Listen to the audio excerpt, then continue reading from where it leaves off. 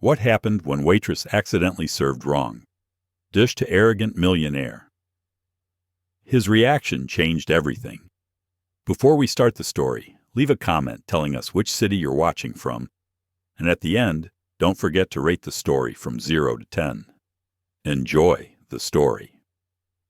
Madison Parker wiped down table 12 for the third time that evening, her eyes unconsciously drifting toward the entrance of Aurelius, one of Manhattan's most exclusive restaurants. It was 7:47 p.m. on a Tuesday, which meant he would walk through those glass doors in exactly 8 minutes.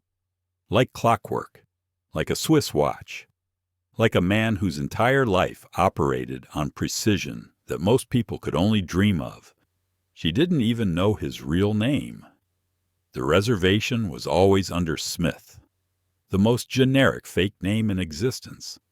But Madison had nicknamed him Tuesday in her head, because for the past 6 months, he'd occupied the same corner table every single Tuesday at 7:55 p.m. sharp.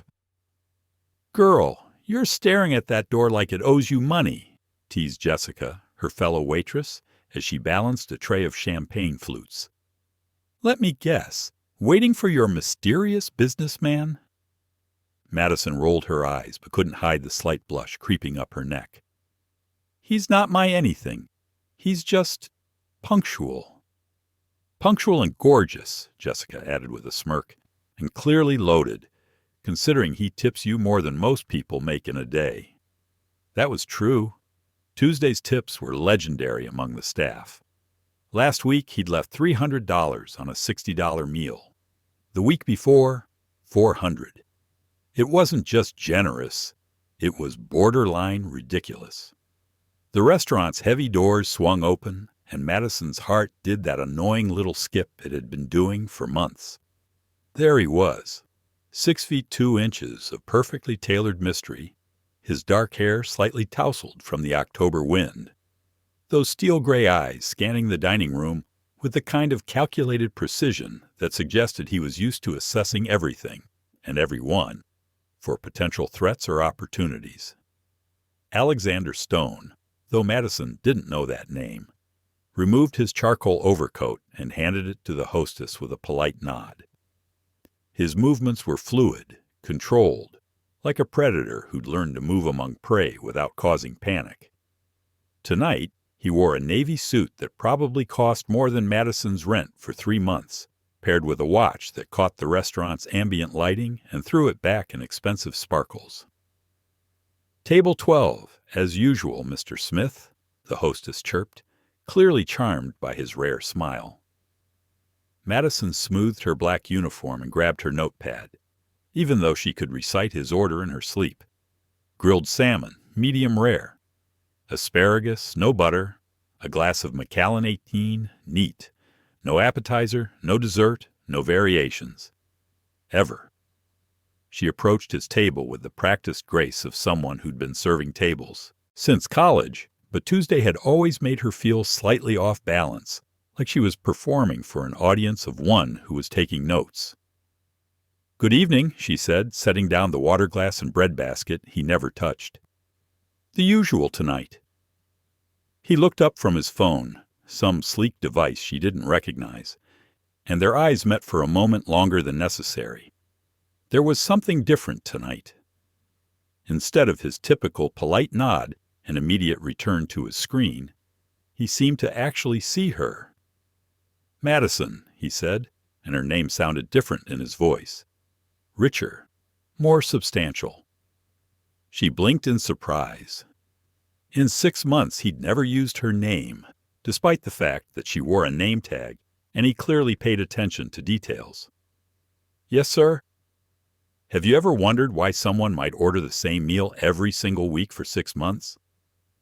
The question caught her completely off guard.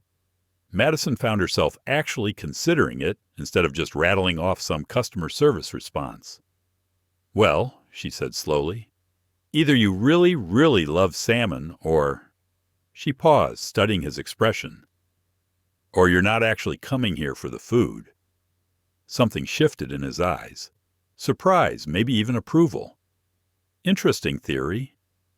It's not a theory, Madison heard herself saying, her usual filter apparently malfunctioning. It's obvious. You never eat the bread, you barely touch the asparagus, and you always leave exactly half the salmon. Either you have the strangest eating disorder in Manhattan, or you're here for some other reason. Alexander Stone, billionaire CEO of Stone Enterprises, a man who commanded boardrooms and closed deals worth more than small countries' GDP, found himself genuinely surprised for the first time in months. In his world, people told him what they thought he wanted to hear. This waitress, this woman, was telling him what she actually observed. And what other reason might that be? He asked, leaning back in his chair. Madison felt heat creep up her neck. She'd gone too far. You didn't psychoanalyze customers, especially not ones who tipped like they were apologizing for something. I should get your order in, she stammered, retreating into professional distance. But Alexander held up a hand. Please, I'm curious about your assessment. She glanced around the restaurant. It was a busy Tuesday night, but her section was under control, and Jessica was covering for her without being asked. Still, this felt dangerous, like stepping onto ice that might crack. You always sit facing the entrance, she said quietly.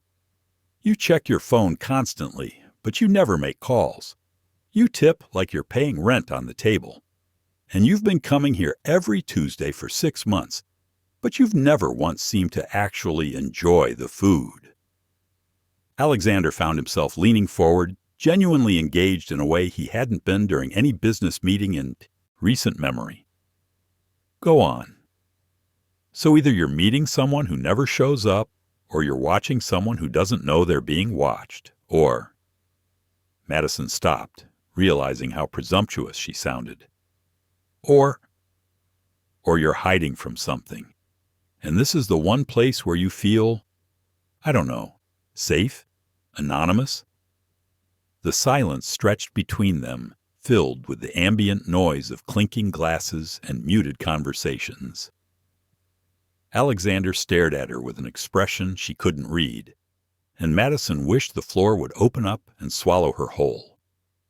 I should really get your salmon order in, she said quickly. Madison? His voice stopped her retreat. What if I told you that you were wrong about all of those reasons? She turned back, notepad clutched like a shield.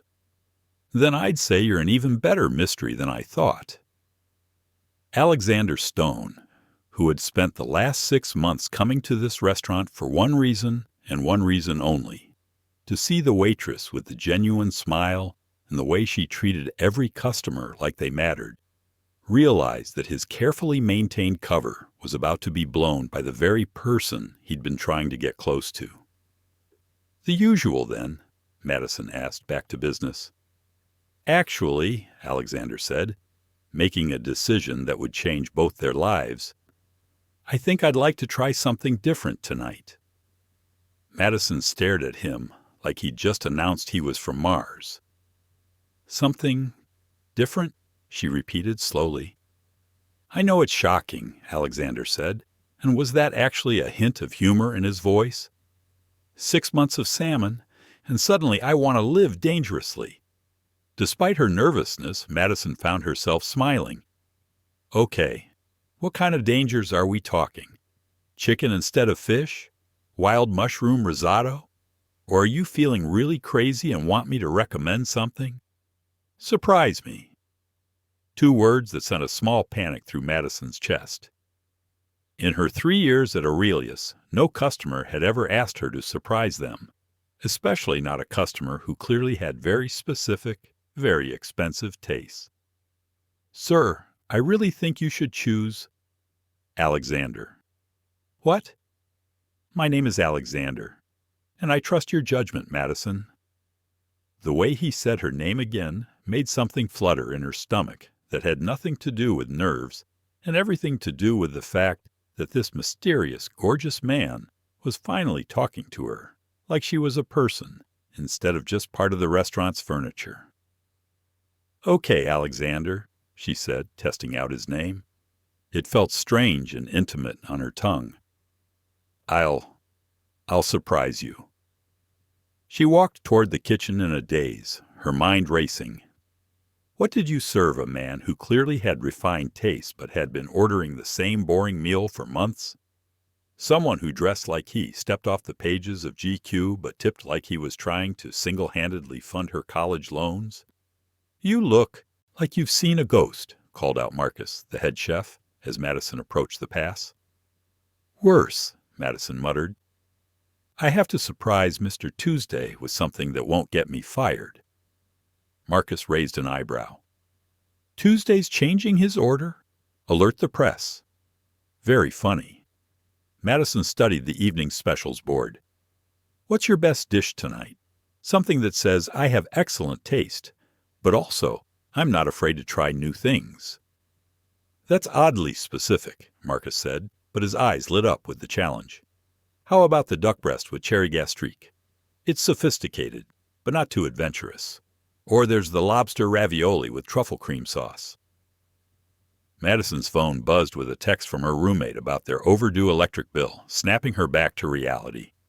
She was a waitress at an upscale restaurant, not a food critic. She needed to stop overthinking this. The duck, she decided. And maybe start him with the butternut squash soup? Good choice. Wine pairing?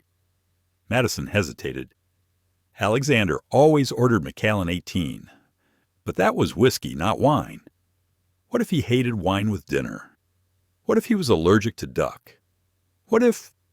Stop spiraling, Marcus said, reading her expression. It's just food. But it wasn't just food, and they both knew it. This felt like a test, though Madison couldn't figure out what she was being tested for. 20 minutes later, she was balancing the soup course on her tray, walking toward table 12 with the kind of nervous energy usually reserved for final exams or job interviews. Alexander was on his phone, speaking in low, clipped tones that sounded distinctly businesslike. Acquisition needs to be finalized by Friday, or the board will have my head, he was saying as Madison approached. I don't care if their lawyers are dragging their feet. Find another way to motivate them. Madison hesitated, not wanting to interrupt what sounded like an important call, but Alexander noticed her and held up one finger. Handle it, David. I have to go. He ended the call and slipped the phone into his jacket pocket. Sorry about that. Crisis at the office. No problem, Madison said, setting down the soup. I hope you like butternut squash. Alexander stared down at the bowl with its artistic drizzle of cream and toasted pumpkin seeds. It looks elaborate. Too elaborate? Madison asked, suddenly second-guessing everything. I don't know yet. He picked up his spoon and took a careful bite. His expression was unreadable as he chewed, swallowed, and considered. Madison held her breath. It's good, he said finally, and she exhaled in relief. Really good, actually.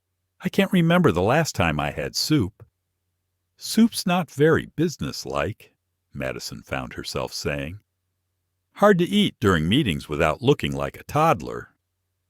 Alexander paused, spoon halfway to his mouth. You think I eat a lot of business meals? I think you eat a lot of meals where the food is secondary to whatever deal you're making, Madison said, then immediately wanted to kick herself. There she went again, making assumptions about customers. But instead of looking annoyed, Alexander seemed amused. What gave it away? The phone calls or the fact that I've been ordering the most boring meal on your menu for 6 months? Both, Madison admitted. Plus, you eat like someone who's always in a hurry, even when you're clearly not. How does someone eat like they're in a hurry? Madison demonstrated, cutting an imaginary piece of food with quick, efficient movements. Like you're fueling a machine instead of enjoying an experience. Alexander watched her little performance with growing fascination. And how should someone eat? Like this, Madison said, and before she could stop herself, she'd reached over and taken his spoon. She dipped it into the soup, brought it to her mouth, and closed her eyes as she tasted it. You taste the squash first, sweet and earthy. Then the cream, which is rich but not heavy. And then there's this little hint of nutmeg at the end that makes everything warm. When she opened her eyes, Alexander was staring at her with an intensity that made her realize what she'd just done. She'd eaten off a customer's spoon. She'd essentially food flirted with a man who probably expected professional service and nothing more.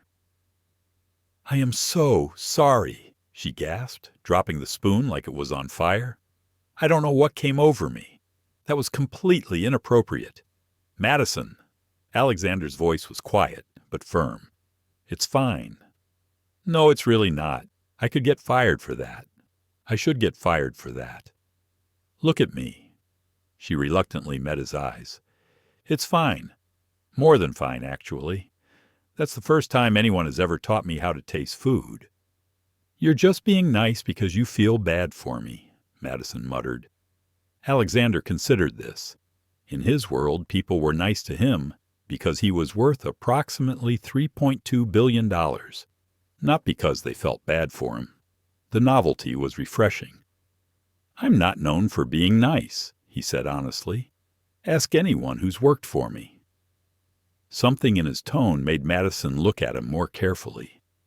There was a weariness there, barely visible beneath the perfectly composed surface, like someone who was used to being seen for what he could provide rather than who he was. "Well," she said softly, "maybe they just don't know how to bring out your nice side." The moment stretched between them, charged with something Madison couldn't name, but definitely felt. Then Alexander's phone buzzed against the table, breaking the spell. "I should let you get back to work," he said, though he made no move to answer the phone. "Right, I'll go check on your duck." Madison practically fled toward the kitchen, her heart pounding for reasons that had nothing to do with nearly getting fired for unprofessional behavior. There was something about Alexander that made her want to know more, to dig beneath that perfectly controlled surface and find out what made him tick. She was in serious trouble. In the kitchen, Madison pressed her back against the cold stainless steel wall and tried to get her breathing under control. What was wrong with her? She'd been serving tables for years without ever crossing professional boundaries. She didn't flirt with customers, she didn't share their food, and she definitely didn't psychoanalyze their eating habits.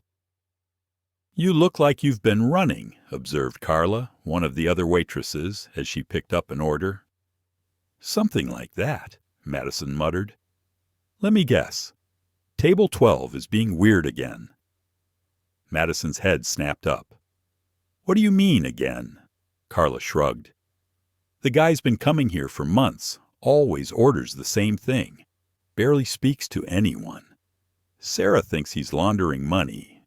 Kevin thinks he's in witness protection. I personally think he's just boring and has no imagination." "He's not boring," Madison said before she could stop herself. "Ooh," Carla grinned. "Somebody's got a crush on the mysterious businessman." "I do not have a—" Madison started to protest, but Marcus cut her off by sliding the duck entree across the pass. "Order up for table 12, he called. "And Madison?" "Whatever you're doing over there, keep doing it. I've never seen someone take that long to finish soup, which means he's actually paying attention to the food for once." "Great." Now the entire kitchen staff was invested in her interaction with Alexander. Madison grabbed the plate and headed back into the dining room, trying to compose herself. Alexander was still working on the soup when she returned, but now he was eating it the way she'd shown him, slowly, thoughtfully, like he was actually tasting each spoonful instead of just consuming calories. "How's the soup?" she asked, setting down his entree.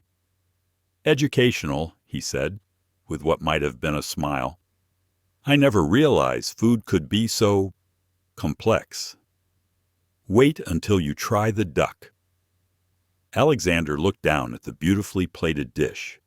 The perfectly sliced duck breast fanned over a small mound of wild rice.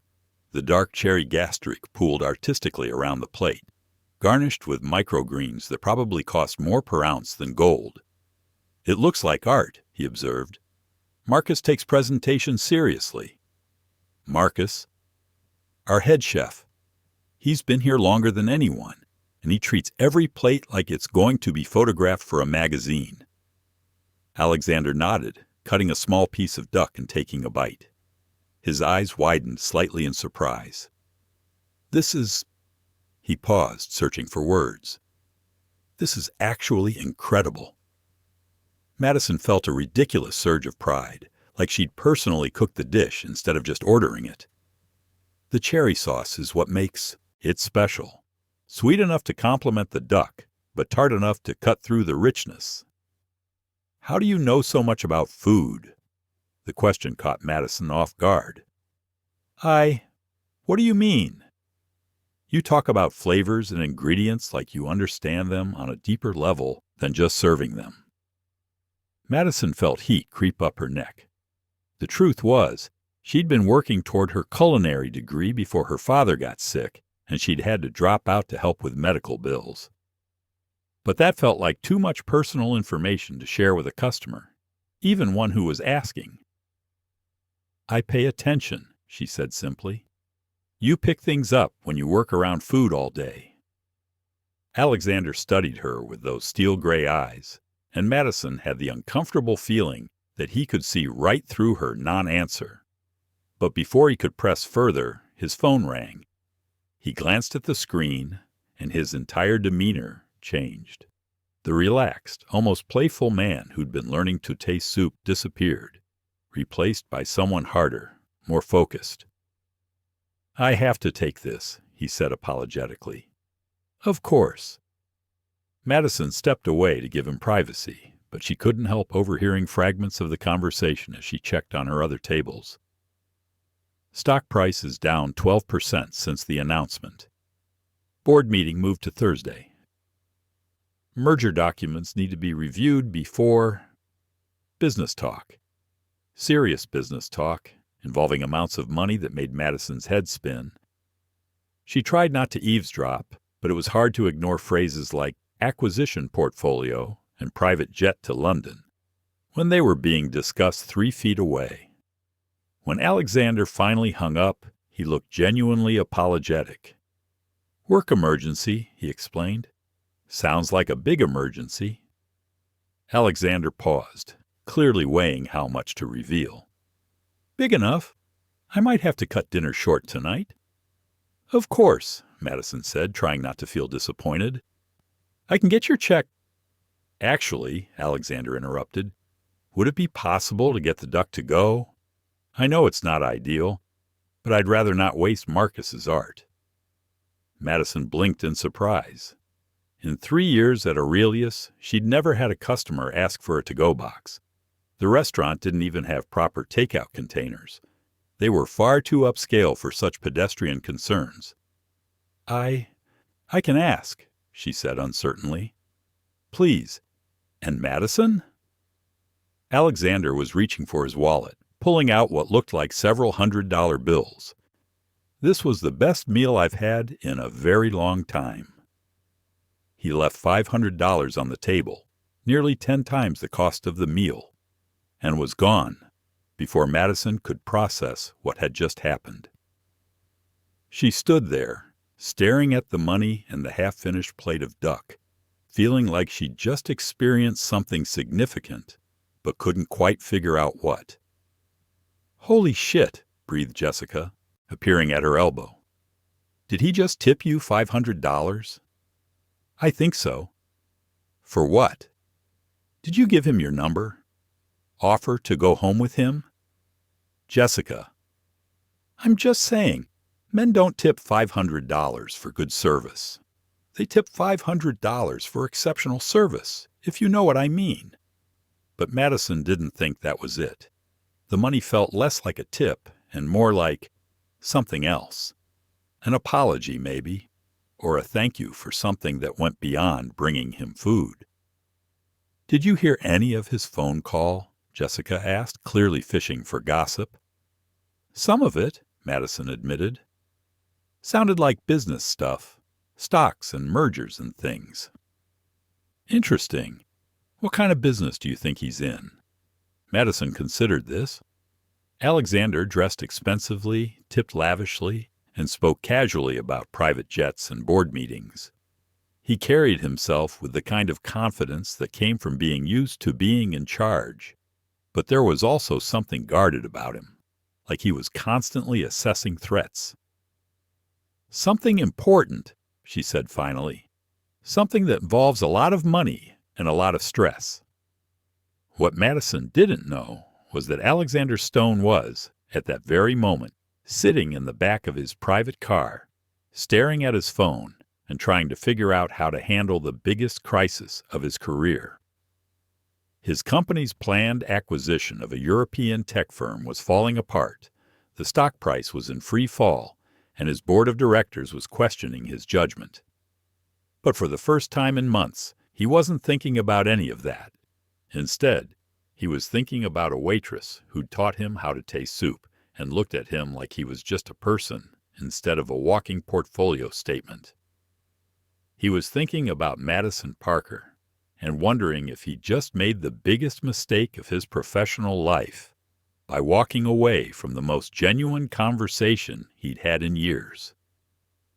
Madison spent the rest of her shift in a strange daze, mechanically taking orders and serving food, while her mind replayed every moment of her interaction with Alexander. The $500 sat in her apron pocket like a weight, too much money for what she'd done, but she couldn't bring herself to turn it in to the manager as lost property. When her shift ended at 11 p.m., she found herself walking home through Manhattan's quieter streets, still puzzling over the evening's events. Alexander had seemed different tonight, more present, more engaged, almost like he was testing out a version of himself he wasn't used to being. Her phone buzzed with a text from her roommate Sophie. Electric bill got shut off notice. Need $200 by Friday, or we're living by candlelight? Madison looked down at the cash in her hand. $500 would cover the electric bill, the overdue credit card payment, and still leave enough for groceries. It felt like a gift from the universe. Except she couldn't shake the feeling that it came with strings attached she didn't understand. The next Tuesday, Madison found herself watching the clock with an anticipation that annoyed her. She'd spent the week telling herself that Alexander probably wouldn't come back. Their interaction had been too personal, too strange. Men like him didn't return to places where waitresses psychoanalyzed their eating habits and shared their food. But at 7:55 p.m. exactly, the restaurant doors opened and there he was. Same perfectly tailored suit, same controlled walk, same steel gray eyes scanning the dining room. But when he saw Madison, something in his expression shifted, became warmer, more recognizable. "Table 12?" she asked, grabbing a menu she knew he wouldn't need. "Actually," Alexander said, "I was hoping to try something new again." Madison's heart did that annoying skip. "Feeling adventurous?" "Something like that." This time, when she approached his table, Alexander put his phone face down and gave her his full attention. It was unnerving and thrilling at the same time. "So," she said, settling into what was becoming a routine, "what kind of culinary adventure are we talking about tonight? What would you order if you were eating here?" The question stopped Madison cold. "If I was eating here, hypothetically speaking." Madison laughed, a sound that came out more bitter than she intended. "Hypothetically, I'd probably order the cheapest thing on the menu and still feel guilty about spending the money." Alexander's expression grew thoughtful. "That's not what I meant." "I know what you meant, but you asked what I would order, not what I'd want to order. There's a difference." "What would you want to order?" Madison found herself actually considering it. "The seafood risotto," she said without hesitation. "I've been watching Marcus make it for 3 years, and it always looks incredible. Lobster, scallops, shrimp, all these fresh herbs. It's like edible luxury. Then that's what I'll have. Alexander, that's the most expensive entree on the menu. So it's $68 for a bowl of rice with some seafood in it. Alexander leaned back in his chair, studying her with growing interest. You think it's overpriced? I think everything here is overpriced. But that doesn't mean it's not worth it if you can afford it. And you can't afford it? It wasn't a question, and Madison felt her cheeks burn with embarrassment. She was essentially admitting to a customer that she couldn't afford to eat at her own workplace, which felt both pathetic and unprofessional. I should get your order in, she said, retreating behind her server persona. Madison. Alexander's voice stopped her. I wasn't judging. I was curious. About what? About you. You work in one of the most expensive restaurants in the city, but you've never tasted the food you serve. That seems unfortunate. Madison didn't know how to respond to that. It was unfortunate. It was also reality. The risotto, Alexander said decisively. And whatever wine Marcus recommends with it. You sure? I'm sure. 20 minutes later, Madison was back with a bottle of Sancerre and the most beautiful bowl of risotto she'd ever seen. The rice was creamy and golden, studded with chunks of lobster and perfectly seared scallops, garnished with microgreens and a drizzle of herb oil that made the whole dish look like it belonged in a magazine. It looks even better than I imagined, she said, setting it down carefully. Alexander picked up his fork, took a bite, and closed his eyes in appreciation. This is extraordinary. Really? Really. Here, try it. Before Madison could protest, Alexander had loaded his fork with risotto and was holding it out to her. The gesture was intimate and completely inappropriate for a customer-server relationship, but Madison found herself leaning forward and accepting the bite. The flavors exploded across her tongue. The richness of the lobster, the delicate sweetness of the scallops, the creamy rice that had absorbed all the seafood essence and fresh herbs. It was 3 years of curiosity satisfied in one perfect bite. Oh my God, she breathed. Good? Good doesn't cover it. That's incredible. Alexander watched her savor the taste with the same intensity he brought to business negotiations. You should be able to eat here, he said quietly. What? You work here. You should be able to afford the food you serve. Madison felt a familiar stab of defensive anger. Well, welcome to the service industry. We make the rich people happy, but we can't afford to be customers ourselves. That doesn't seem right. It's how the world works, Alexander. Some people have money, some people serve the people who have money. I'm not complaining. I'm good at my job, and the tips help pay my bills. Like my tip last week? The direct question caught Madison off guard. She'd been wondering if he'd noticed how much he'd left, or if $500 was pocket change to him. That was incredibly generous, she said carefully. But it felt like too much, like you were paying for something I didn't provide. Alexander set down his fork and looked at her seriously. What if I told you that you provided exactly what I was paying for? Which was honesty, genuine conversation, the first meal I've actually tasted instead of just consumed in longer than I can remember. Madison felt something flutter in her chest that had nothing to do with the compliment and everything to do with the way Alexander was looking at her, like she was a person worth knowing instead of just someone who brought him food. You make it sound like those things are rare, she said. In my world, they are. What world is that exactly? Alexander paused, his fork halfway to his mouth.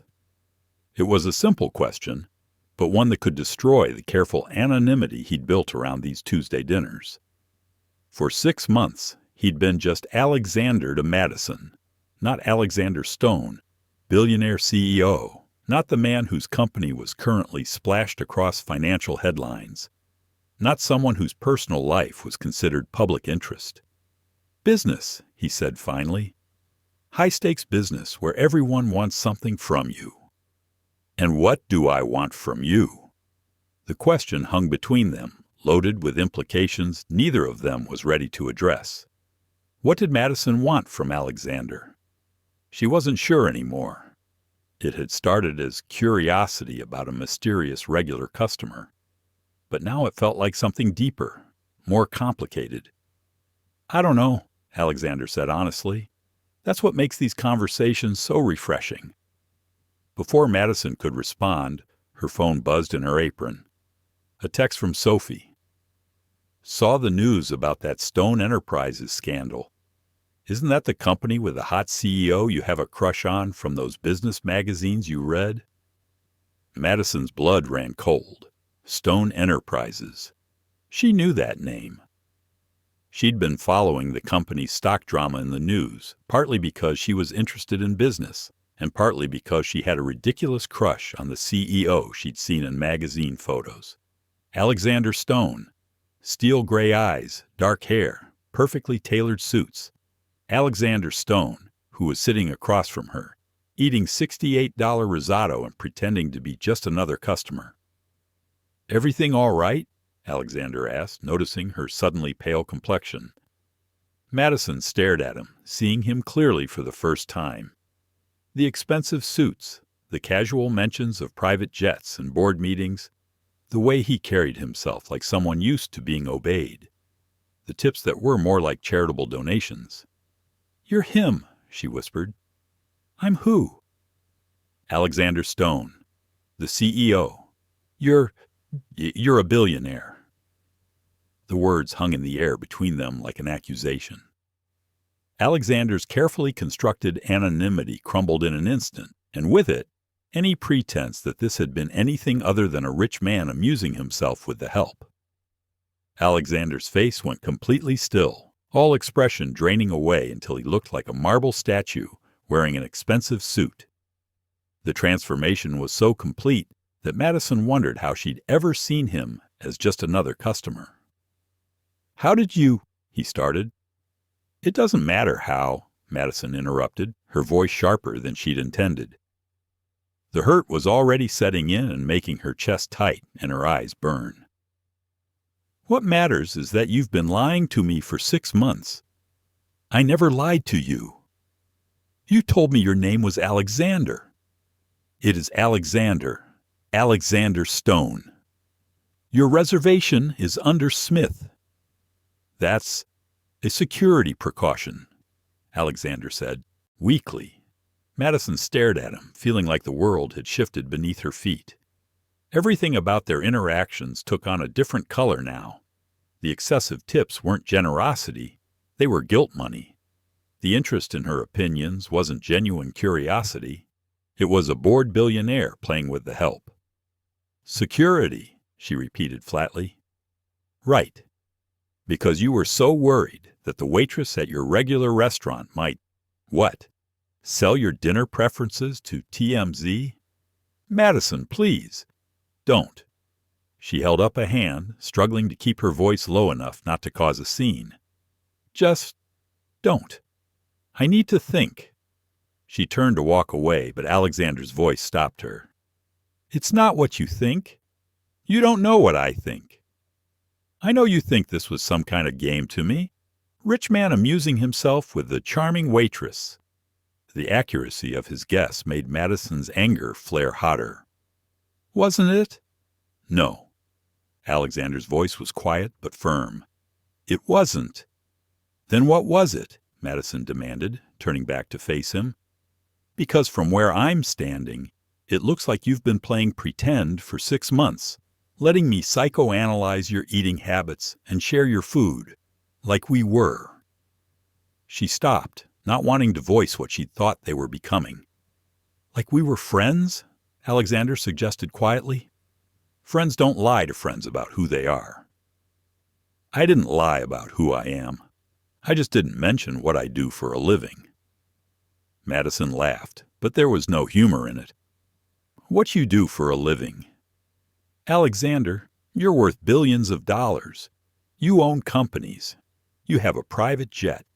You probably have more money than this entire restaurant makes in a year. 3.2 billion, actually, Alexander said, then immediately looked like he regretted the admission. 3 point. Madison stared at him in disbelief. Do you have any idea how ridiculous that sounds? I was worried about a $200 electric bill last week, and you're casually mentioning your net worth in billions. Something shifted in Alexander's expression, a flicker of what might have been hurt. Is that what this is about? The money? This is about the lies. What lies specifically? Alexander's voice was getting sharper, taking on the edge Madison imagined he used in boardrooms. I told you my name. I told you I worked in business. I told you I had work emergencies. All of that was true. You let me think you were just normal. I am normal. Alexander, you tip more in one night than I make in a month. You casually mention private jets and board meetings. You wear suits that cost more than my rent. That's not normal. The money doesn't change who I am. Doesn't it? Madison challenged. Because the man I thought I was getting to know was someone who appreciated simple things. Good food, honest conversation. But you? You're someone who probably has assistants to taste your food and tell you what to think about it. Alexander flinched like she'd slapped him. That's not fair. Fair? Madison's voice cracked slightly. You want to talk about fair? Fair would have been telling me who you were from the beginning. Fair would have been not letting me make assumptions about your life while you knew everything about mine.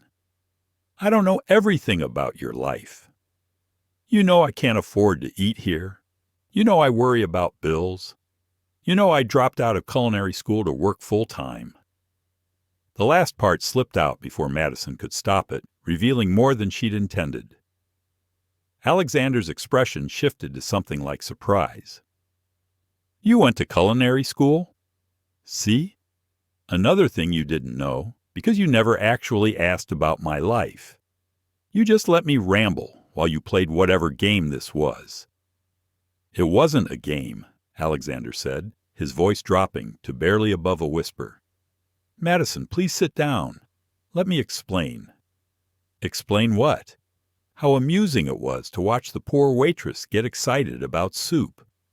It wasn't amusing. It was... Alexander struggled for words. It was the first genuine thing that had happened to me in months. Despite her anger, something in his tone made Madison pause. There was a rawness there, a vulnerability that seemed at odds with the billionaire CEO revelation. Genuine, she repeated. Do you have any idea what it's like when everyone you meet wants something from you? When every conversation is calculated, every smile is strategic? When people agree with everything you say, not because they think you're right, but because they know you're rich. Madison wanted to stay angry, but the pain in Alexander's voice was hard to ignore. So you thought you'd find some authenticity by lying about who you were. I thought I'd find some peace by being treated like a person instead of a portfolio statement. The words hung between them, heavy with implications. Madison found herself really looking at Alexander for the first time since learning his identity. Beneath the expensive clothes and controlled demeanor, he looked tired, like someone carrying a weight she couldn't see. How long? She asked quietly. How long what? How long have you been coming here pretending to be someone else? Alexander considered the question. I started coming here because it was quiet, upscale enough that I wouldn't be bothered, but not trendy enough to attract attention. The reservation under a fake name was just habit, security protocol. But you kept coming back. I kept coming back because of you. The admission hung in the air between them, changing everything and nothing all at once. Madison felt her anger warring with something softer, more dangerous. Because of me. Because you treated me like I was just Alexander. Not Alexander Stone, not the CEO, just a guy who ate too much salmon and didn't know how to taste his food properly. Madison closed her eyes, trying to process everything. When she opened them, Alexander was watching her with an expression that was almost hopeful. "You should have told me," she said quietly. "I know. I feel stupid. You shouldn't. You're the smartest person I've talked to in months. I'm a waitress who dropped out of culinary school. You're a woman who understands flavors and people and how to make someone feel seen. The rest is just circumstances." Madison wanted to believe him, but the hurt was still too fresh. "The tips," she said suddenly. "All those huge tips. Was that guilt money?" Alexander looked uncomfortable. "Partly. Partly. I knew I was being dishonest about who I was. The money was an apology, I suppose. And also," he hesitated. "Also what?" "Also because I could see you needed it, and I wanted to help without making it obvious that I was helping. So it was charity. It was caring about someone." The distinction hit Madison harder than she'd expected. She'd been so focused on the deception that she hadn't considered the possibility that Alexander's feelings might be genuine, even if his identity wasn't. "This is all so complicated," she said, sinking into the chair across from him without thinking about it. "It doesn't have to be." "Of course it does. You're a billionaire, Alexander. I serve tables for a living. We exist in completely different worlds. We're sitting at the same table right now. Because I'm working and you're paying for the privilege. Because we both chose to be here," Alexander corrected.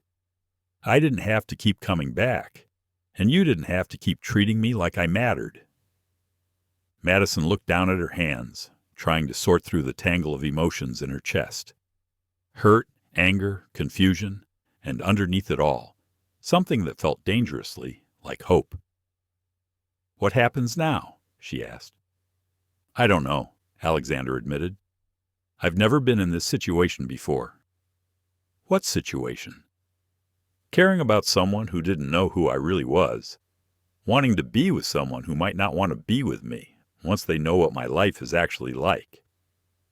Madison looked up at him sharply. "Wanting to be with someone?" Alexander met her gaze steadily. "Yes." The single word carried more weight than any of his elaborate explanations. It was honest and direct, and terrifying in its simplicity. "Alexander, I know it's complicated. I know I should have told you who I was from the beginning. I know the money makes everything strange and unbalanced between us. It does.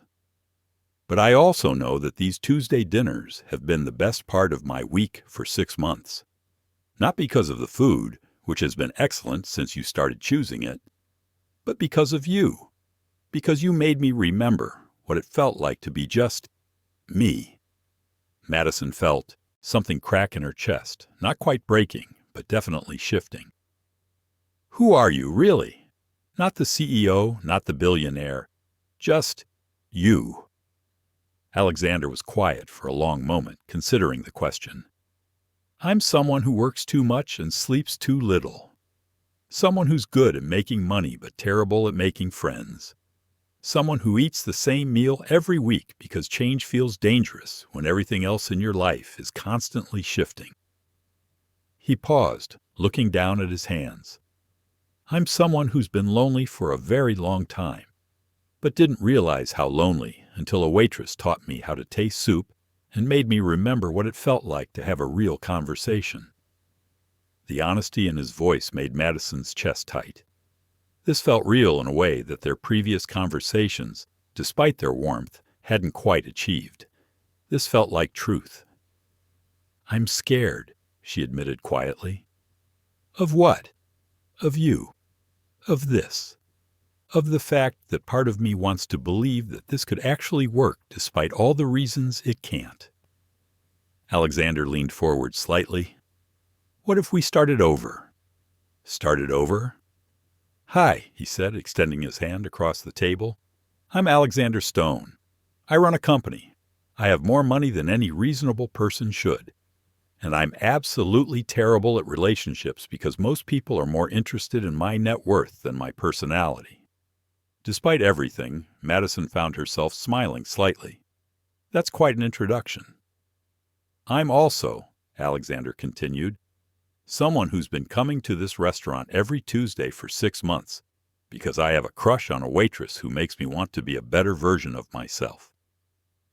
Madison stared at him, her heart doing complicated things in her chest. A crush? A rather significant one. She looked down at his extended hand, then back up at his face. The man sitting across from her was still Alexander Stone, billionaire CEO, but he was also still the man who'd let her teach him how to taste food, who'd listened to her rambling theories about his eating habits, who'd looked at her like she mattered. Slowly, she reached out and shook his hand. "Hi, Alexander. I'm Madison Parker. I'm a waitress who dropped out of culinary school. I worry about electric bills, and I have absolutely no idea how to navigate whatever this is between us. Maybe we could figure it out together." Madison looked into those steel gray eyes and saw something she'd missed before: vulnerability. For all his money and power, Alexander Stone was just as uncertain about this as she was. "Maybe," she said quietly. "But if we're doing this, no more lies.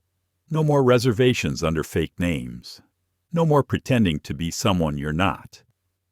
"Deal. But I have one condition, too." "What?" "No more pretending that the money doesn't matter. It does matter, and we need to figure out how to handle that honestly." Madison nodded slowly. "That's fair." "So," Alexander said, still holding her hand, "would you like to have dinner with me sometime? Somewhere where you're not working and I'm not hiding behind a fake reservation?" "That depends." "On what? Are you going to let me pay for my own meal?" Alexander's mouth quirked upward in what might have been a smile. "That's going to be a problem." "Why?" "Because I'm going to want to take you to places where the meal costs more than your monthly rent, and I'm not going to be comfortable letting you pay for that." Madison considered this. It was going to be a problem, but maybe it was a problem they could work on together. "We'll figure it out," she said. "We'll figure it out," Alexander agreed. And for the first time in 6 months, their Tuesday dinner felt like a beginning instead of a weekly performance. 3 days later, Madison stood in front of her closet in a mild panic. She owned exactly 3 dresses, 2 of which were her work uniforms, and 1 of which was a black number she'd bought for her high school graduation 5 years ago.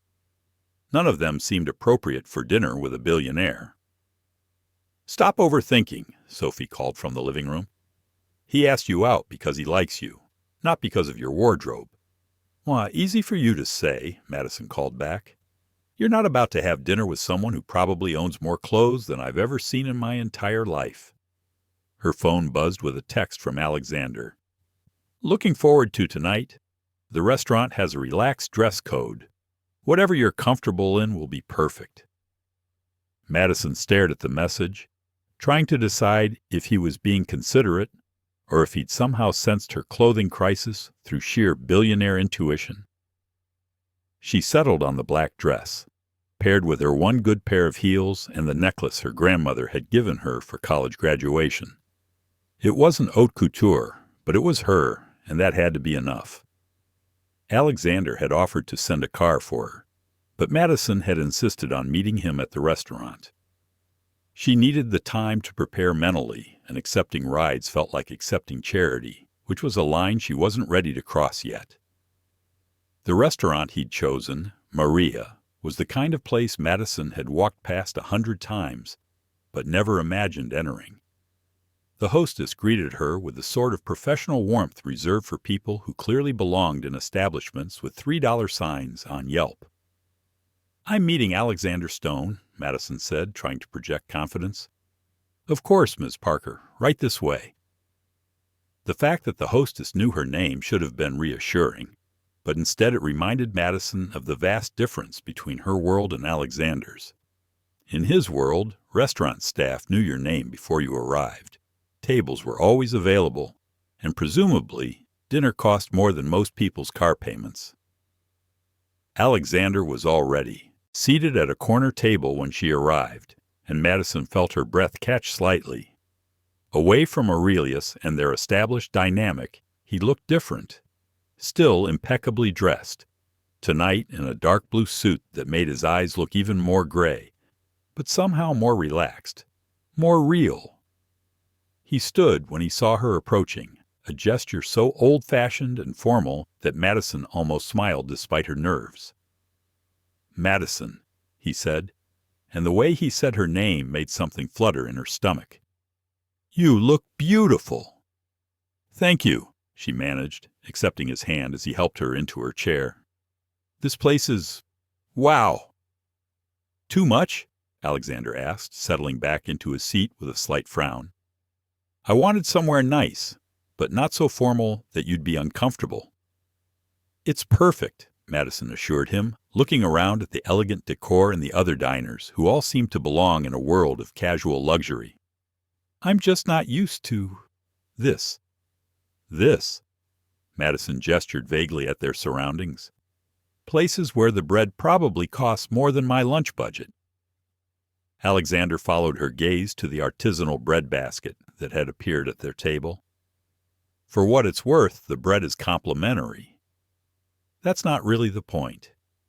"I know," Alexander said quietly.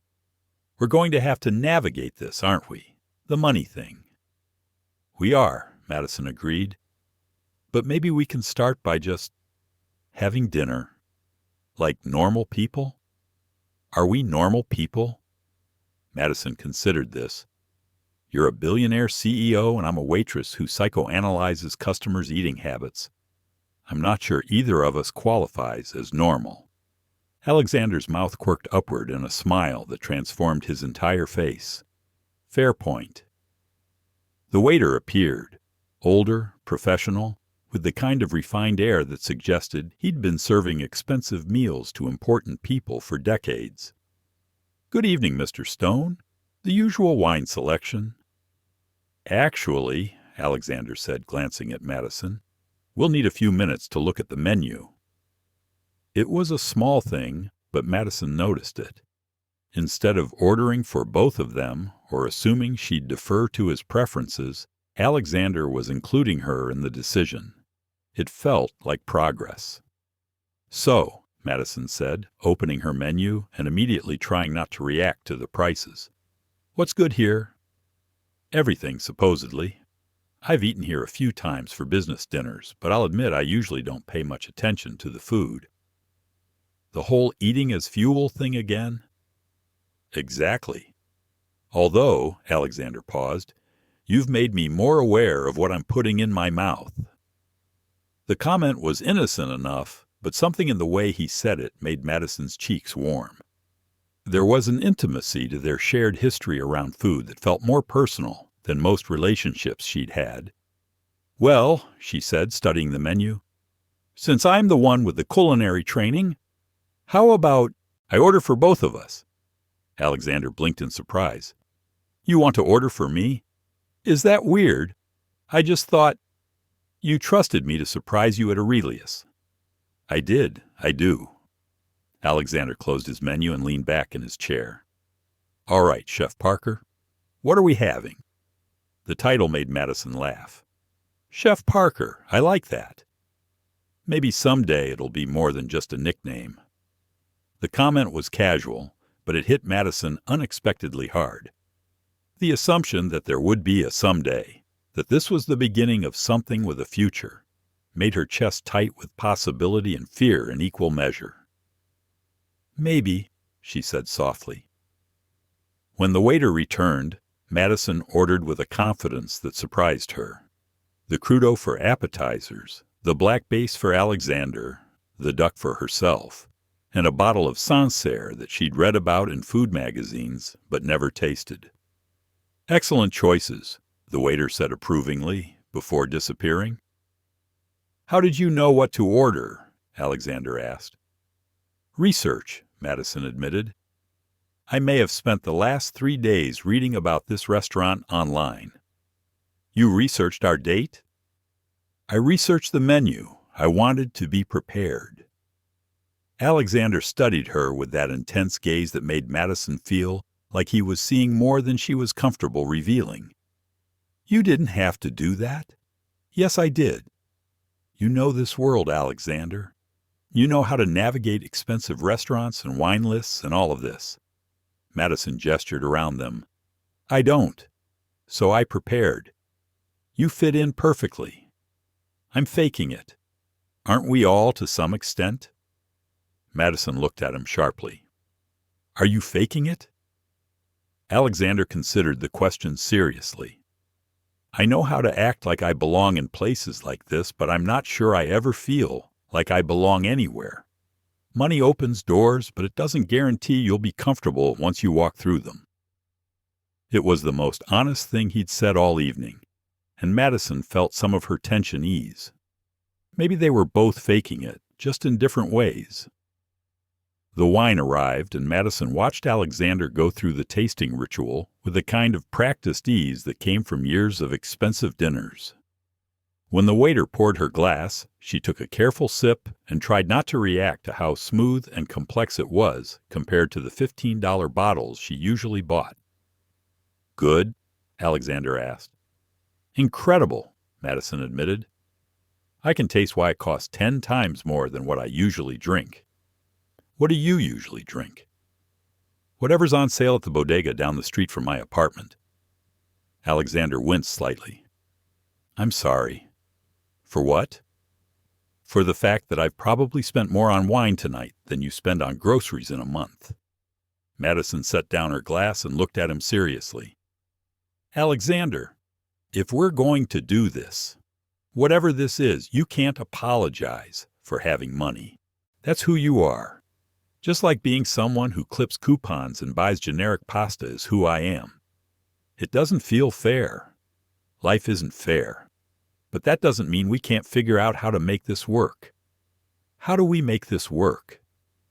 Madison was quiet for a moment, considering. "Honestly, I don't know. But I think we start by being honest about what we want from each other." "What do you want from me?" Alexander asked. The question was direct and vulnerable in a way that made Madison's heart race. "I want you to be yourself, not the CEO, not the billionaire, just Alexander, the man who eats the same meal every week because change feels dangerous, the man who tips waitresses too much because he cares about them, the man who's been lonely but doesn't know how to fix it." Alexander was quiet for a long moment. "And what do you think I want from you?" "I think you want someone who sees you instead of your net worth. Someone who will tell you when your food choices are boring and teach you how to actually taste what you're eating." "You're not wrong," Alexander said quietly. "But that's not all I want." "What else?" "I want someone who challenges me. Someone who's not afraid to call me out when I'm being ridiculous. Someone who—" He paused, looking almost embarrassed. "Someone who makes me want to be better than I am." The words hit Madison square in the chest, making it hard to breathe for a moment. "Alexander." "I know it sounds like a lot of pressure." "It doesn't," Madison interrupted. "It sounds like you actually see me too." Their appetizer arrived then, interrupting the moment, but not dispelling the intensity of it. The crudo was beautiful, thin slices of yellowtail arranged like flower petals, dotted with citrus and herbs and olive oil that probably cost more per ounce than Madison's hourly wage. "It's almost too pretty to eat," Madison said. "Almost," Alexander agreed, but he was looking at her instead of the food. They ate in comfortable silence for a few minutes, and Madison found herself relaxing for the first time all evening. This felt right. Sharing good food, talking honestly, learning about each other without the artificial boundaries of their respective roles at Aurelius. "Can I ask you something?" Alexander said as they finished the appetizer. "Of course. Why did you drop out of culinary school?" Madison's fork paused halfway to her mouth. It wasn't a question she was expecting, and it touched on one of the more painful chapters of her recent life. "My dad got sick," she said simply. "Cancer. The treatments were expensive, and even with insurance, there were a lot of costs that weren't covered. Someone had to work full-time to help with the bills. And that someone was you.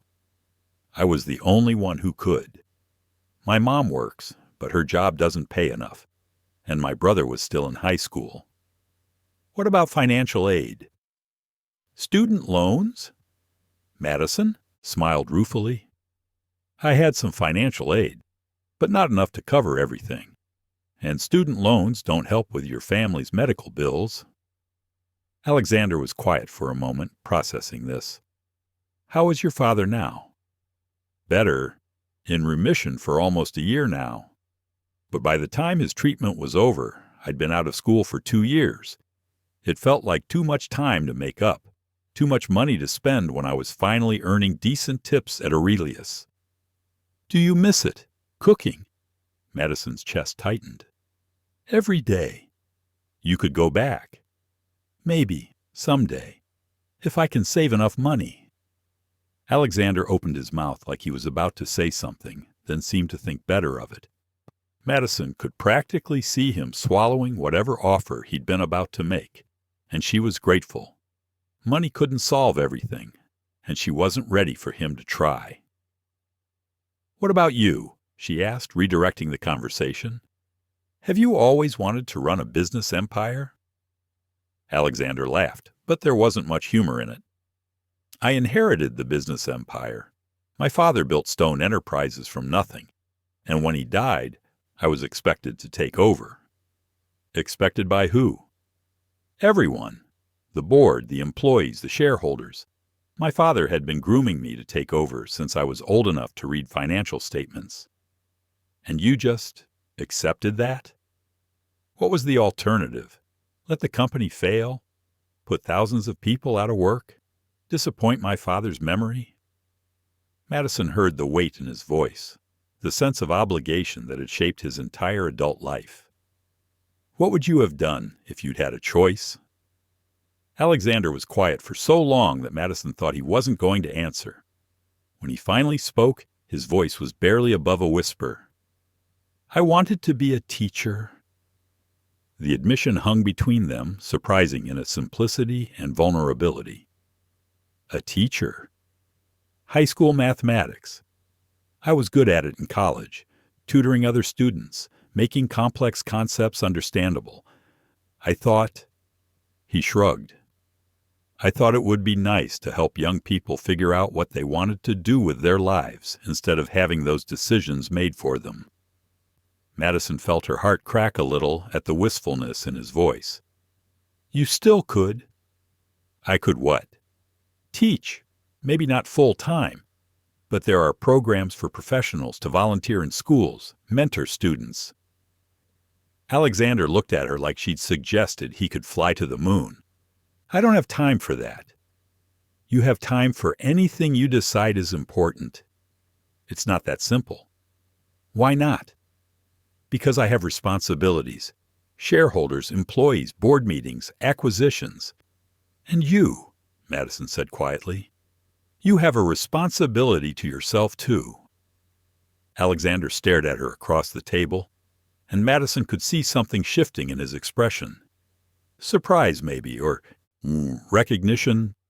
"No one's ever said that to me before," he said finally. "What?" "That I have a responsibility to myself. In my world, personal desires are secondary to fiduciary duties." "Well," Madison said, raising her wine glass, "maybe it's time you learned to balance those things." Alexander clinked his glass against hers, and the sound felt like a promise. Neither of them was ready to name yet. Their main courses arrived just as Madison was beginning to feel like this might actually work, like maybe a waitress and a billionaire could find some middle ground where money mattered less than genuine connection. The black bass was perfectly prepared. The duck was everything she'd hoped it would be, and Alexander was looking at her like she was the most interesting person he'd ever shared a meal with. It should have been perfect. It was perfect, right up until Alexander's phone rang. "I'm sorry," he said, glancing at the screen with a frown. "I need to take this. It's my assistant, and she wouldn't call unless it was urgent." Madison nodded, trying not to feel disappointed. She'd known dating someone like Alexander would come with interruptions, but she'd hoped they could get through one dinner without the outside world intruding. "David, this better be important," Alexander said, answering the call. Even from across the table, Madison could hear the agitated voice on the other end, though she couldn't make out specific words. What she could see was the way Alexander's expression changed, going from annoyed to concerned to something that looked like barely controlled panic. "When did this happen?" Alexander asked, his voice sharp. "Have you called legal?" "What about PR?" Madison picked at her duck and tried not to eavesdrop, but it was impossible to ignore the tension radiating from across the table. "No, don't release any statements until I've reviewed them," Alexander continued, "and get me everything you can on the source of the leak. I want to know who had access to those documents and when they accessed them." Leak. Documents. This sounded serious. "I'll be there in an hour," Alexander said finally, ending the call. He sat staring at his phone for a moment before looking up at Madison with an expression that was part apology, part genuine distress. "I have to go," he said. "What happened?" Alexander hesitated, clearly weighing how much to tell her. "Someone leaked confidential information about our European acquisition to the press. The story's going live in an hour, and it's damaging."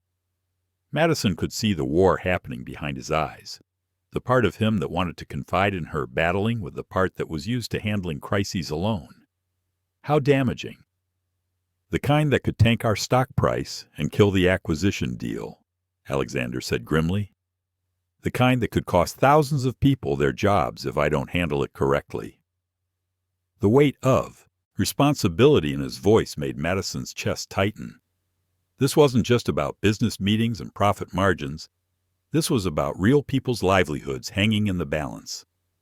"Go," she said quietly. "Madison, I'm so sorry. This was supposed to be our first real date, and I'm ruining it by running off to handle a corporate crisis." "You're not ruining anything. You're doing your job." "My job shouldn't interfere with my personal life like this." Madison looked at him across the table. This man who carried the weight of a billion-dollar company on his shoulders, who had thousands of employees depending on his decisions, who couldn't even finish a dinner without being pulled back into the chaos of his responsibilities. "Alexander," she said gently, "your job is your life. I knew that when I agreed to dinner. It doesn't have to be. Tonight it does. Go handle your crisis. Save people's jobs. Be the CEO you need to be." Alexander stared at her for a moment, something unreadable crossing his features. "You're not angry." "I'm disappointed," Madison admitted. "But I'm not angry. This is who you are, Alexander. If I can't handle the fact that your phone might ring during dinner, then I can't handle being in your life. Most people wouldn't be so understanding." "I'm not most people." Alexander reached across the table and took her hand, squeezing gently. "No, you're not." He signaled for the check, but Madison shook her head. "I'll finish my dinner," she said. "Take care of your emergency." "I'm not leaving you here alone." "Why not?" "I'm a grown woman, Alexander. I can finish a meal by myself." "But go," Madison said firmly, "before whatever's happening gets worse." Alexander looked torn, but another buzz from his phone seemed to decide the matter for him. He stood, leaning down to kiss her cheek before he left, a gesture so natural and intimate that it sent warmth shooting through Madison's entire body. "I'll call you," he promised. "I know." Madison watched him leave, noting the way his shoulders squared as he walked away, already shifting back into CEO mode. She understood why he had to go, but sitting alone at their expensive table, she couldn't help but wonder if this was what dating Alexander Stone would always be like. Interrupted dinners, canceled plans, coming second to whatever crisis needed his attention. She was finishing her duck when her phone buzzed with a text from an unknown number. "Is this Madison Parker?" Madison frowned, typing back. "Who is this?" "Jennifer Walsh, entertainment reporter for Manhattan Daily. I understand you're dating Alexander Stone?" Madison's blood ran cold. How had a reporter gotten her number? How did they even know who she was? Her phone buzzed again. "I'd love to chat about your relationship with Mr. Stone. Are you available for a quick interview?" Then another. "I'm actually at Maria now. Mind if I join you for dessert?" Madison looked up sharply, scanning the restaurant. Sure enough, there was a woman with a press badge and a predatory smile making her way toward her table. "Ms. Parker," the woman said, sliding uninvited into Alexander's empty chair. "Jennifer Walsh, Manhattan Daily. Thanks for agreeing to chat." "I didn't agree to anything," Madison said, reaching for her purse. "And I have nothing to say about Alexander Stone." "Come on," Jennifer said, with a kind of fake friendliness that made Madison's skin crawl. "Everyone's curious about the mysterious woman who's caught the attention of Manhattan's most eligible bachelor. Where did you two meet? How long have you been dating?" "No comment," Madison said, standing up. "Is it true that you're a waitress at Aurelius? That must be quite the Cinderella story. The working-class girl who landed the billionaire." Madison felt heat flood her cheeks. "I said no comment. What about the money? Are you expecting him to pay off your student loans, set you up in a nice apartment, maybe fund your culinary dreams?" The words hit Madison like physical blows. This woman had clearly done her research, digging into Madison's background, her financial struggles, her abandoned education. It felt like being stripped naked in public. "I have nothing to say to you," Madison said, her voice shaking with anger and humiliation. "Oh, come on," Jennifer pressed. "Everyone knows relationships like this are transactional. What's he getting from you? You must be something special in bed to catch his attention." Madison's vision went white with rage. Without thinking, she grabbed her water glass and threw its contents directly at Jennifer's face. "You're disgusting," Madison said, her voice deadly quiet. Jennifer sputtered, mascara running down her cheeks, but her eyes were bright with satisfaction. "That's quite a temper you have there, Miss Parker. I'm sure our readers will find that very interesting." Madison realized with a sinking heart that she'd just given the reporter exactly what she wanted.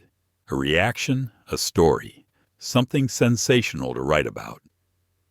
She fled the restaurant without another word, leaving her half-finished meal and her dignity scattered across table 12. Outside, the October air was sharp against her flushed skin. Madison fumbled for her phone, calling the first number in her contacts. "Sophie, I need you to pick me up. Something terrible just happened." 20 minutes later, Madison was in Sophie's beat-up Honda, crying angry tears and trying to explain the disaster her evening had become. "Let me get this straight," Sophie said, navigating through Manhattan traffic. "You had a great date with the billionaire. He had to leave for a work emergency, and then some reporter ambushed you at the restaurant." She knew everything about me, Sophie. My job, my school situation, my family's medical bills. She made it sound like I was some kind of gold digger who was using Alexander for money. "But you're not." "I know I'm not. But that doesn't matter.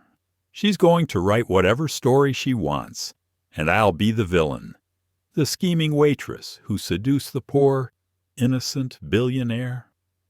Sophie was quiet for a moment. "What did Alexander say when you told him?" Madison realized with a start that she hadn't called Alexander. In her panic and humiliation, she'd just run. "I haven't told him yet." Madison. I know. I should call him. But Sophie, what if this is just the beginning?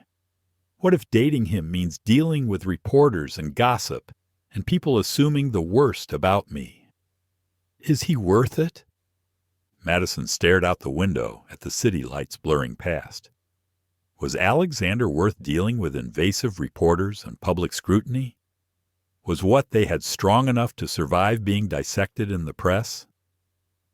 I don't know, she admitted. A few hours ago, I thought maybe we could make this work.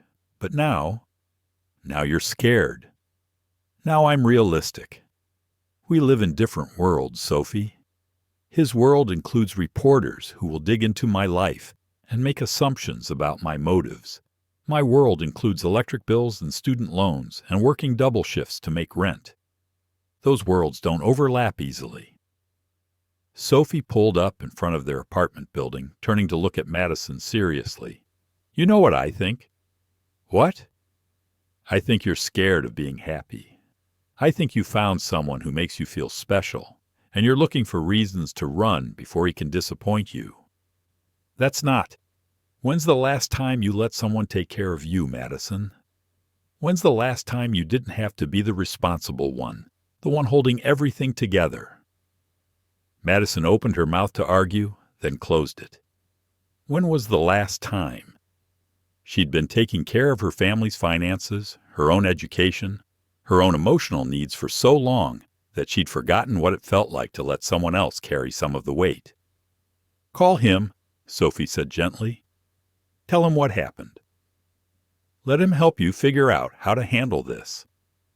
Madison nodded, but as they walked up to their apartment, she couldn't shake the feeling that tonight had changed something fundamental. The fairy tale was over, and reality was setting in. Her phone buzzed with a text from Alexander. Crisis handled for now. How was the rest of dinner? I'll make this up to you, I promise. Madison stared at the message, her thumb hovering over the keyboard. How did she explain that their private dinner had become public gossip? That their relationship was about to be dissected in tomorrow's entertainment section? She turned off her phone without responding and went to bed, hoping that somehow morning would make everything seem less complicated. It didn't. Madison woke up to 17 missed calls, 43 text messages, and the sinking realization that her phone number had somehow made it into the public domain. The messages ranged from reporters requesting interviews to strangers offering congratulations or criticism about her relationship with Alexander Stone. But it was the headline that Sophie showed her over coffee that made Madison's stomach drop completely.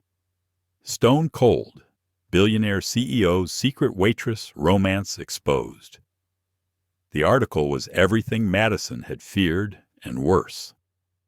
Jennifer Walsh had painted her as a calculating gold digger who targeted Alexander specifically for his wealth.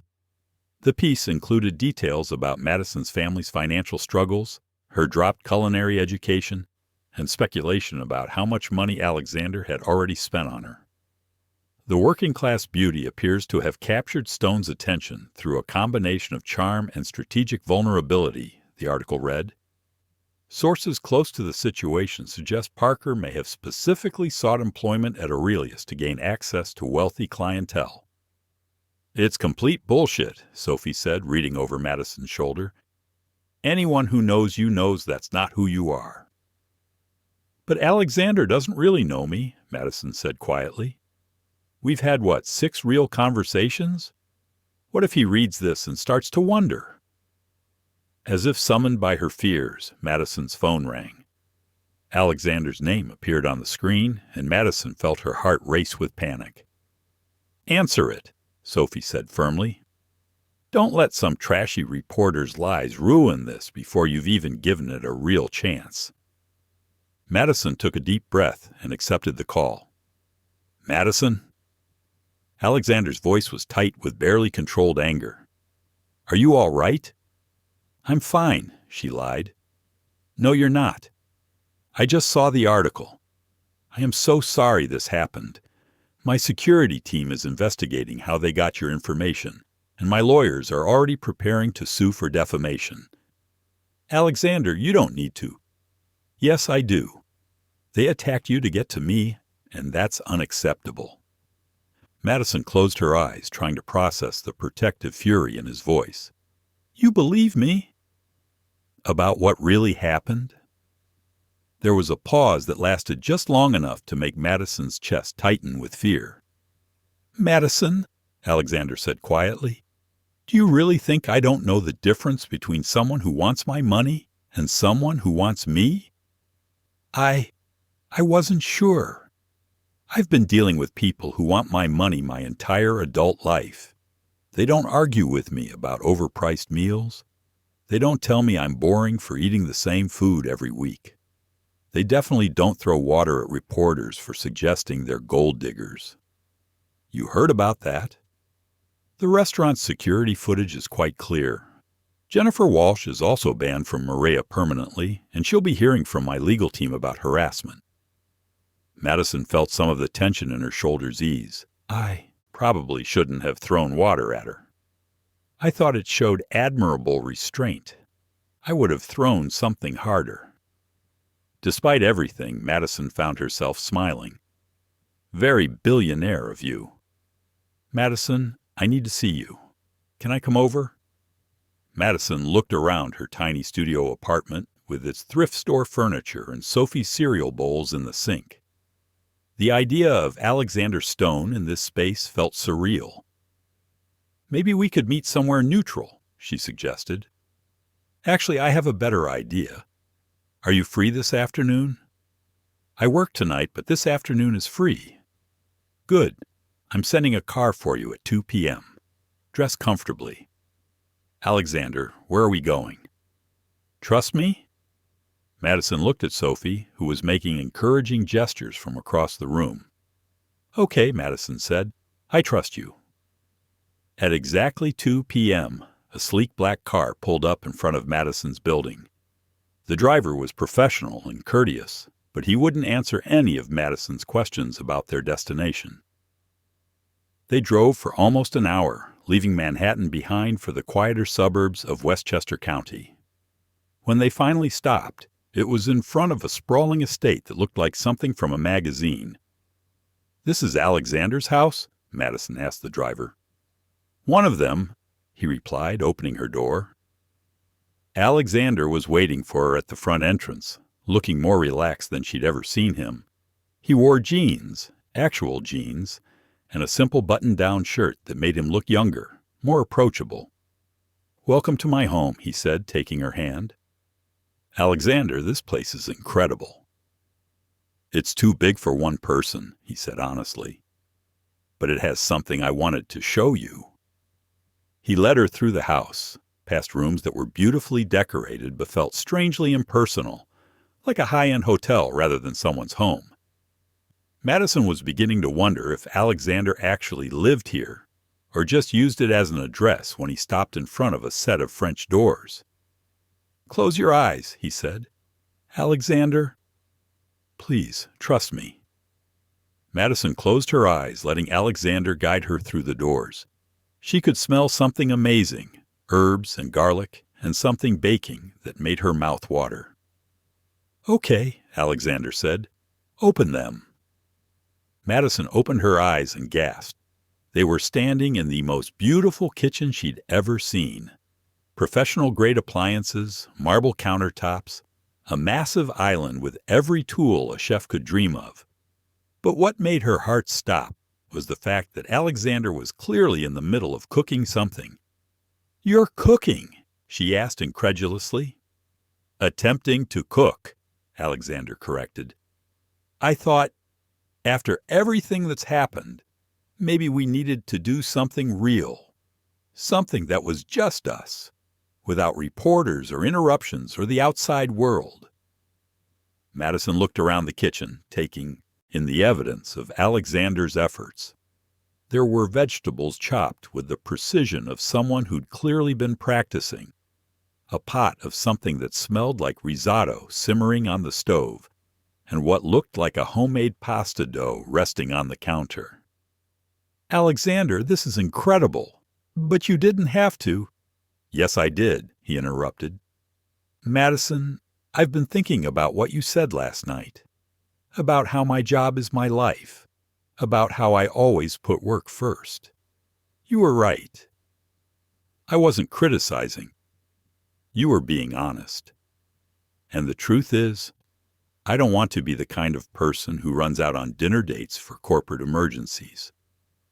I don't want to be someone whose entire identity is tied up in stock prices and acquisition deals. Alexander moved to the stove, stirring the risotto with careful attention. I want to be someone who knows how to cook for the person he cares about. Someone who makes time for things that matter. Madison felt her chest tighten with emotion. You learned to cook for me? I hired a chef to teach me this week. I figured if you were going to give up your Sunday to spend time with me, I should at least feed you properly. Alexander. Madison moved closer to the stove, peering at the risotto.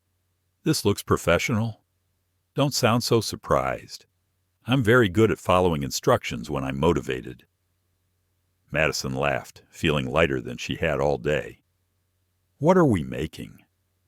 We are making butternut squash risotto with sage brown butter, homemade pappardelle with wild mushroom ragu, and if I haven't completely embarrassed myself by then, tiramisu for dessert. That's ambitious for a first-time cook. I told you, I'm very motivated. They worked together in the kitchen for the next 2 hours, and Madison felt something shift between them. Away from the restaurant, away from the formal dynamics of their usual interactions, this felt real. Alexander was focused and surprisingly competent, asking questions about technique and timing that showed he was actually interested in learning, not just performing. Taste this, Madison said, offering him a spoonful of the mushroom ragu. Alexander opened his mouth, letting her feed him, and the intimacy of the gesture made something flutter low in Madison's stomach. Good? She asked. Perfect, he said, but he was looking at her instead of thinking about the food. When they finally sat down to eat, the dining room felt less formal, with just the two of them and the meal they'd prepared together. The risotto was creamy and rich, the pasta was perfectly al dente, and the wine Alexander had chosen paired beautifully with everything. This is better than most restaurant meals I've had, Madison said honestly. Even at Aurelius? Even at Aurelius. There's something about food you've made yourself that just tastes different. Alexander nodded thoughtfully. I never understood that before. The satisfaction of creating something instead of just consuming it. Is that what you've been doing? Just consuming? For most of my life, yes. I consume food, consume entertainment, consume experiences. But I don't create much of anything except financial returns for shareholders. Madison set down her fork, studying Alexander's expression. What would you create if you could create anything? Besides elaborate meals to impress beautiful women? Besides that? Alexander was quiet for a long moment, considering. I think I'd like to create opportunities for people. Real opportunities, not just jobs. I'd like to build something that helps people achieve their dreams instead of just making money for people who already have plenty. Like what? Like, what if Stone Enterprises started a culinary scholarship program? Full tuition, living expenses, internship placements? For people like you, who have the talent and the passion, but not the financial resources. Madison stared at him, her heart doing complicated things in her chest. Alexander, I know it sounds like I'm trying to solve your problems with money again, but that's not what this is. This is about me realizing that I want to use what I have to create something meaningful. And you're the one who made me realize that. How did I do that? By showing me what passion looks like. By making me understand that talent and dreams shouldn't be limited by circumstances. Alexander reached across the table, taking her hand. Madison, you dropped out of culinary school to take care of your family. That's not a failure. That's love and sacrifice and strength. But it shouldn't have to be permanent. Madison felt tears prick at her eyes. You can't just create a scholarship program because you want to date me. I'm not creating it because I want to date you. I'm creating it because dating you has made me want to be better than I am. And if it happens to solve some problems for you in the process, well, Alexander smiled. I'd call that a happy coincidence. What about the reporter? The article? The fact that people are going to assume I'm with you for money no matter what I do? Alexander's expression grew serious. The reporter is being handled by my legal team. The article will be retracted with a public apology. As for what people assume, he shrugged. People who matter will see the truth. People who don't matter can think whatever they want. It's not that simple, Alexander. Your world is public in a way mine never has been. Dating you means cameras and gossip and people analyzing every outfit I wear and every word I say. It doesn't have to be that way. Of course it does. You're Alexander Stone. You can't date someone without it being news. Alexander was quiet for a moment, then stood and walked to the window overlooking his perfectly manicured grounds. What if I told you I was tired of being Alexander Stone? He said quietly. What do you mean? I mean, what if I told you that I've been thinking about stepping back from the CEO role, transitioning to chairman, letting someone else handle the day-to-day operations while I focus on new projects, things that matter more than stock prices and quarterly reports? Madison felt her breath catch. You'd do that. I'd consider it, for the right reasons. What would be the right reasons? Alexander turned back to face her, his expression more vulnerable than she'd ever seen it. You. A life that includes home-cooked meals and uninterrupted dinners and the time to actually pursue the things that make me happy instead of just the things that make me money. Alexander, you can't restructure your entire life for someone you've known for a week. Can I? Madison, I've spent 15 years building a company and accumulating wealth, and none of it has made me as happy as learning to cook risotto with you this afternoon. Madison stood up, moving toward him. But what if this doesn't work out? What if we try and it's too complicated, too different? What if... Alexander reached out, cupping her face in his hands. What if it does work out? What if we figure out how to balance my world and your world and create something new together? That's a big what if. The biggest, Alexander agreed. But Madison, every significant decision in my life has been based on calculated risks and probable outcomes. For once, I want to make a decision based on how I feel instead of what makes financial sense. How do you feel?